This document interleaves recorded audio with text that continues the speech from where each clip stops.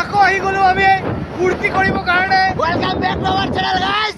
আমি আকৌ আহিছো উৎপাত কাৰণে। কালী পূজা আজি নহয়, আজি দিৱালী আজি। আমি এতিয়ালৈকে একো উৎপাত কৰা নাই বুলি মই দীপক পাল আজি আদিত্যকৰ নাই, কিন্তু আমি আজি উৎপাত কৰিমে আজি গাইস। বহুত বেয়া লাগিছে, আদিত্যকৰ আমাৰ মাজত নাই, কিন্তু একো নহয়, আমি দুইজনে আপোনালোকৰ বাবে চলাই লৈ যাম। আৰু এটা কথা ক'ব লাগিছিলোঁ, তো ভিডিঅ' কিয় কাৰণে গাবে মাছ চিকনে আজি আমি গৈ আছো আকৌ ডিগবৈলৈ, তাতে উৎপাত হ'ব গাইস।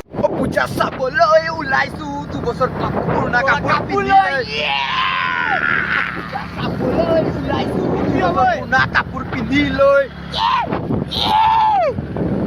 পূজা পূজা পূজা পূজা পূজা পূজা পূজা পূজা লাগিছে ঐ, বুঢ়াব পইচা নাই, পূজা পূজা লাগিছে ঐ। গাইস আমি ফূৰ্তি কৰিছো, মূৰ্তি ফূৰ্তি হ'বই গাইস, হ'বই। হ'বই গাইস। আমাৰ লগৰখিনি অহা নাই, কিন্তু আমি দুজন ওলাই দিছো গাইস, কাৰণ আপোনালোকক আমি ভাল পাওঁ, আপোনালোকক ব্লগ দিমেই গাইস আমি। Yes! Bakchon in blood!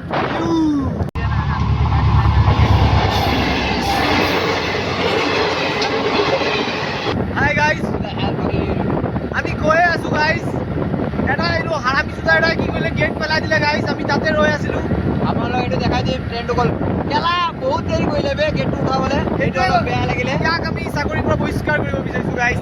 ই আমাৰ সময় বৰবাদ কৰি দিলে। আজি আমি ফূৰ্তি কৰিব আহিছো গাইস।